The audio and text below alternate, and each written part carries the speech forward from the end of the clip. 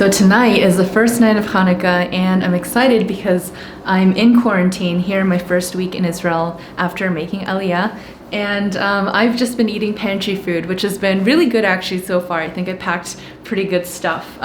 But today I'm gonna switch it up because I have a little bit of Latkes. I have just kind of like boxed latke mix, but it's pretty exciting given that I haven't been able to eat anything really that different in the past 4 days. So I actually have two different kinds, which I'm excited to kind of compare and contrast. One is Strites and one is Menashevitz. And the difference actually is that the Strites has potato starch in addition to dehydrated potatoes, onions, salt, and olive oil. And this particular recipe from Menashevitz doesn't have the potato starch. It's otherwise basically the same thing. But Menashevitz did have a potato starch version and this version. I think one was called like the home style. So I kind of have two different versions. I'm also just going to show you what else I'm cooking in my sort of quarantine mode in my new kitchen here. It's going to be Korean food, and I'm kind of going to eat these latkes as almost like you would eat the way you would eat Korean food. So I'm gonna eat it with like a soy sauce based dipping sauce. So I'll show you that. It's a little bit different from the applesauce and sour cream kind of version, but it'll be a little bit more to my palate, and it's going to match, as you'll see, what else I'm eating. All right, first I'm gonna make my rice, which is kind of the core staple part of the meal. I have it in this container. This is like one of the heaviest things that I brought with me in my suitcases, but it was totally worth it. And I'll show you, it is my precious Korean rice, which is medium grain rice. And the thing about this is once it runs out, this is my only access to Korean rice that I will probably have in Israel. There is one Korean restaurant, so I'll be able to eat it there. But medium grain rice is uniquely Korean. I mean, I'm sure maybe other people eat it, but it's like the staple thing that Korean people eat. And after this bag is out, I'm going to have to resort to like buying tiny, super oversized, overpriced bags of sushi rice, which is short grain rice, which is what Japanese people eat. So if you think there's no difference between the types of grains of rice, it's like comparing different types of bread and saying that like baguette is the same as pita. It's a world of difference, even though they're all bread. So that's how I feel about my medium grain rice that I'm like really savoring while I have it. I do still have like quite a bit left of it. I mean, there's a lot in here, so this will last me hopefully a good amount. And I have like this tiny little rice cooker, which I'll show you. This tiny little cutesy rice cooker that cooks like kind of like 2 servings at most. It's like 1 to 2 serving size. It's so tiny compared to the one that I had at home, and it doesn't cook as well, but it will make do. And this is a little scooper for that. So it's 1 cup, and I'm just making as like 1 cup, which is a smaller serving. Give that a rinse. Okay, and I really try to stay away from fluoride and fluoridated water, so I try not to drink the tap water. I'm gonna spare some of my precious, purified water and just fill this guy up for my rice. Okay, and that goes. Next, in my precious pantry of Korean ingredients that I brought with me, today I'm gonna have some toraji. It's dried balloon flower roots. It is a vegetable I love to eat, so I'm gonna soak these, and then they're gonna go in like a spicy red pepper paste and vinegary sauce. So I'm gonna make that now.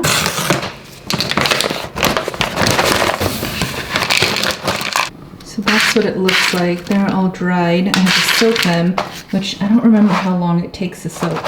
I'm not going to use my precious spring water for this. I'm just going to use regular water in this case. Okay, so while I'm making my other stuff, I will let these soak. Okay, so now I've got some mushrooms. So I kind of double purpose these mushrooms. So this is Meorah, which is a Korean seaweed soup. And I've been eating a lot of this here. And I actually use mushrooms in here to flavor the broth. But now I'm going to actually take them out, and that's gonna be like another side dish for me. Okay, so that's actually a lot of them. So normally I would not use mushrooms that are soaked in a different soup. I would just soak them in water, but like I said, I'm kind of doubling up. So those are dried shiitake mushrooms, which are now nice and moist. So I'm just gonna go ahead and saute those, and I'm gonna taste them because they might not actually need extra seasoning, but I might add a little bit of soy sauce.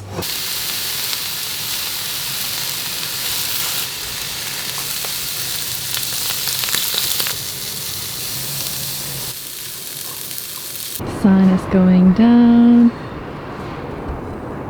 It's almost time to light candles. So I'm gonna set up everything for my Chanukah. I'm gonna close my door so that the breeze doesn't blow up the candles. And this is my Chanukah. So I'm gonna get this set up. I'm gonna put my table actually right by the door, which is basically my window, my only outward facing spot. These are kind of tricky because I have to kind of shape them in. I do wish I had an olive oil menorah, which is really the most ideal way to kindle the lights for Hanukkah, but I don't have one, so maybe next year. But this is it, my beautiful Chanukah for the first night. And the best part about this is the backdrop of Yerushalayim. Okay, so I've got about half an hour to go before lighting the candles. Time to make the latkes. I'm just gonna have them all fried up and then I'll reheat them right before I eat. We are going for the strips. Okay, so I've got basically what looks like a mashed potato. I left it on the thick side because I don't have the eggs as a binder, so I figured I would kind of just keep it a little bit thicker to make sure it actually lifts out of the pan as I'm frying them. And this actually smells super duper good, which I'm surprised at how good it smells for just having like potatoes and onions in here. I think it's just all the onion that smells really awesome. So I'm gonna let this sit for like 5 minutes or so, and then I'm just gonna heat the oil in my pan and start frying them and hope for the best. Be generous. Okay, so we're gonna attempt to flip these. Ooh, that looks really good. And I can feel the soup. Ooh, that's awesome. Looks really crispy. Yum. And my rice is all done. Higiano lezman hazeh.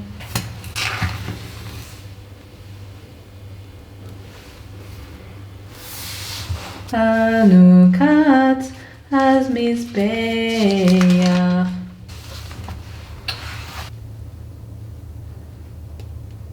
Okay, so I'm all done, and that was really lovely, and I just sat in the dark with the candles on and just stared at them until they went out. And it was also just another special like being in Israel moment, hearing other people singing around the building right now, which is really great. And it kind of felt a little bit like a crazy lady singing by myself. I mean, I'm fine with it, but I felt like people are probably wondering why I'm singing alone. I am hungry now, so I'm gonna keep cooking dinner. I have my toraji, which is the kind of white root vegetable that I had soaked earlier. It is all soft now, and I'm just gonna drain this.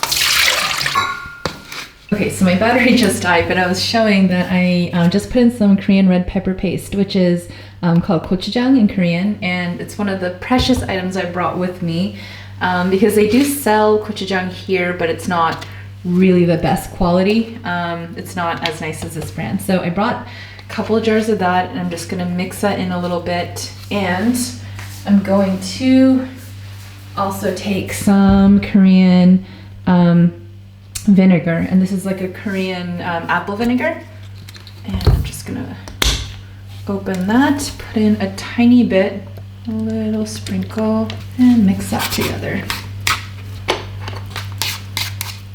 Organic sesame seeds,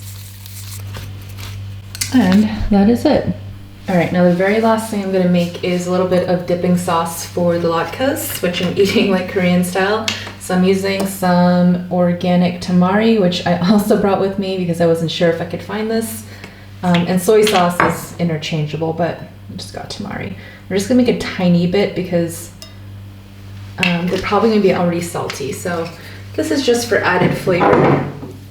And then to that, I'm also gonna add the same vinegar that I used earlier and just like a tiny little splash.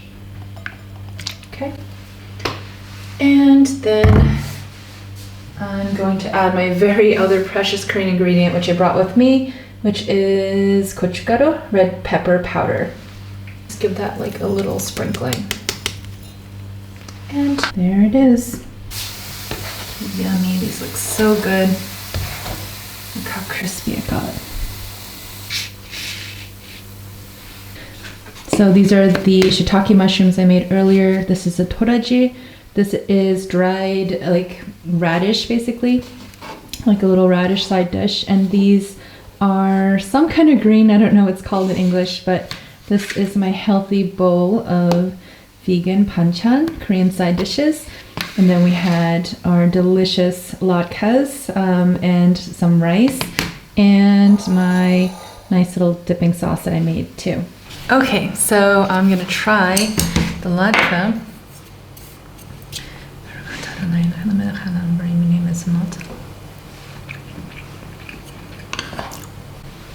Just a bracha on my rice. And now I'm kind of curious. I feel like latke must be hadama because it's just potato for the most part. But I'm gonna double check. It could be shakul.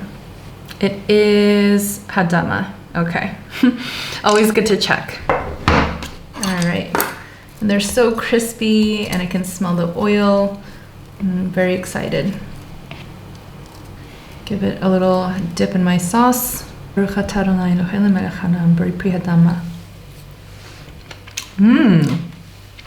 really good. And I am actually surprised. I really can't tell that there's any egg missing. And it tastes really good with that dipping sauce too. So I am a happy camper. And this is the toraji, that bellflower root. I already said hadama, I'm just double checking. And I will say a shehakol for my mushrooms.